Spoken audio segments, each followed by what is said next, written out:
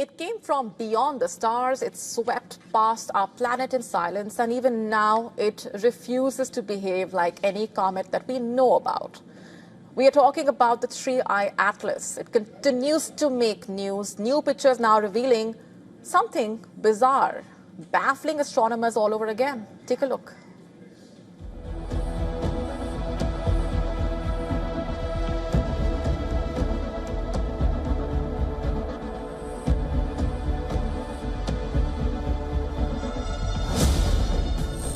It was a fleeting visitor, but one that left scientists wide-eyed. Comet 3, Atlas, an interstellar object traveling through our solar system, has revealed a bizarre wobbling jet structure in a tail that points toward the sun. That's right, a sun-facing tail, something almost never seen. As it closed in on the sun, up to 210 million kilometers away, Atlas transformed dramatically, its coma fanning outward, forming an anti-tail that seemed to defy the physics of sunlight.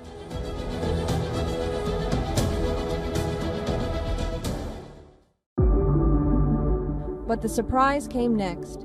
Within that anti-tail, scientists saw jets, narrow plumes of gas and dust shifting and wobbling every 7 hours 45 minutes. The pattern suggests a rotating, spinning nucleus completing one full turn roughly every 15 hours. That rapid motion means the comet's icy heart is no serene traveler. It's a tumbling relic from another world. The discovery matters because 3I Atlas is no ordinary comet. It's only the third object ever found to arrive here from another star system, following Oumuamua in 2017 and Borisov in 2019. 3I Atlas chemistry and movement offer astronomers a rare chance to study how comets form around distant suns. Atlas made its closest approach to Earth on December 19th, passing within about 270 million kilometers, which is nearly twice the Earth-Sun distance. Now it is heading back into deep space, never to return. Yet its strange spinning jets will keep researchers busy for years. A brief visitor, perhaps but one, rewriting the way we understand the cosmic dust of other worlds.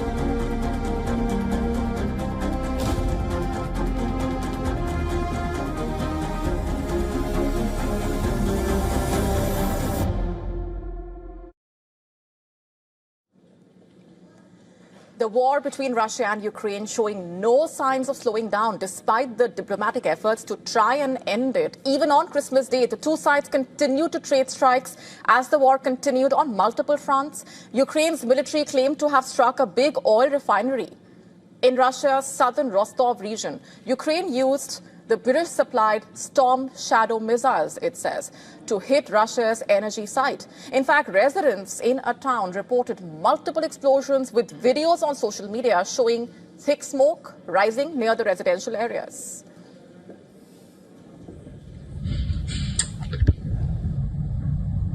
Шесть взрывов было. Вот это добрый день в Новошахтинске.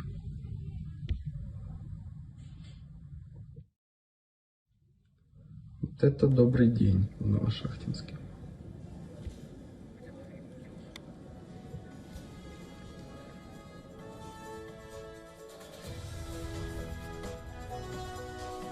In fact, Russian authorities confirmed a fire at an industrial facility, saying a firefighter was injured during emergency operations but stopped short of acknowledging damage to an oil refinery. The strikes coming as Moscow reported continued military advances inside Ukraine. The Russian Defense Ministry has said that its forces had taken control of another settlement in the Donetsk region and carried out coordinated air, missile and drone strikes across several front lines, targeting military infrastructure and energy facilities.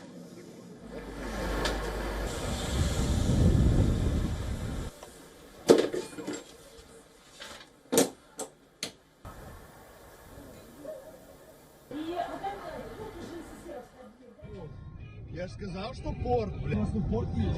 А, блядь. Ебать, прилетела подруга. Это не сам.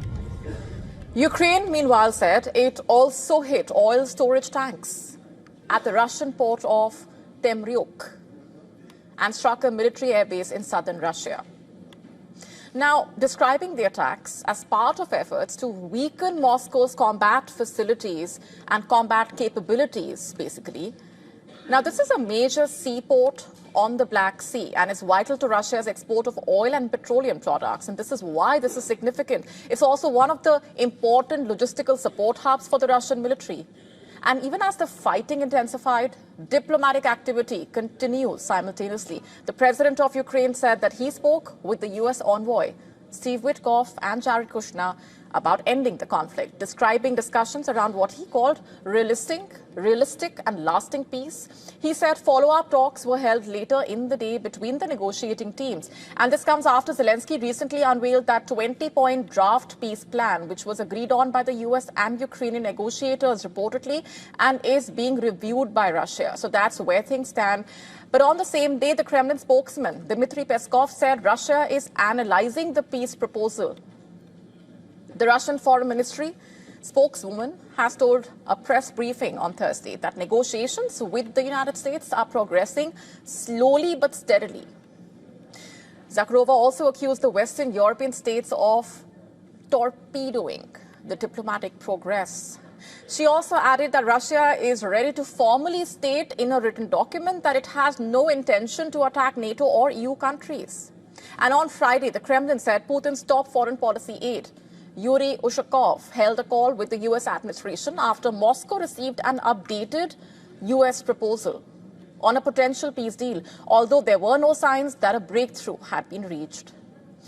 Now, here's the context. In the past, Russia has insisted that it is prepared to continue the fighting in Ukraine if no peace deal is reached, saying that it is confident that it can achieve its war aims through military means. But while Moscow has made progress on the battlefield, Ukrainian forces have in recent days pushed Russian troops out of the city of Kupiansk in the Kharkiv region, along with hitting the energy sites in Russia. To what extent will these battlefield developments actually play their part when it comes to the peace deal talks remains to be seen. For now, all eyes are on Zelensky's meeting with Donald Trump on Sunday at his Mar-a-Lago estate in Florida, where they will be discussing the security guarantees for Ukraine.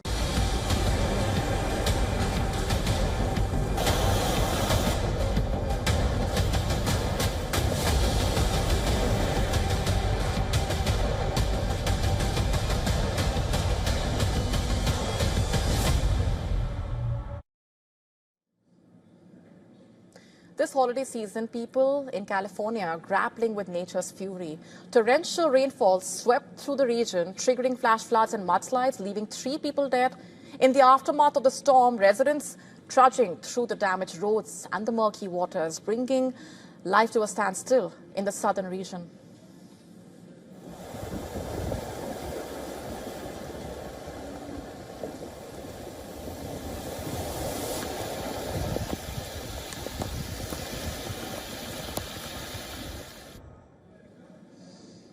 Emergency responders conducted several rescue operations as the floodwaters rose, inundating vehicles, damaging several houses.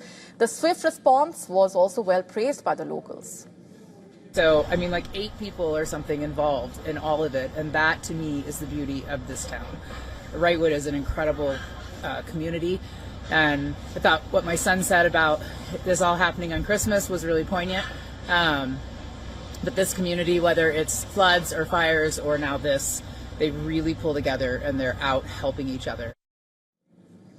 The local administration has declared a state of emergency in Los Angeles and other southern Californian counties, but it wasn't enough to contain the devastating deluge as the families stranded in the submerged houses saw their resources dwindle, holiday cheers washed away. Forecasters even issued a rare tornado warning for a small area of east central Los Angeles County amid the intense thunderstorm activity in the area. Although rainfall eased on Wednesday night, officials warn that another wave of the storm system is expected to hit the region, raising concerns about renewed flooding and mudslides. To stay up to speed with the latest news, download the WION app and subscribe to our YouTube channel.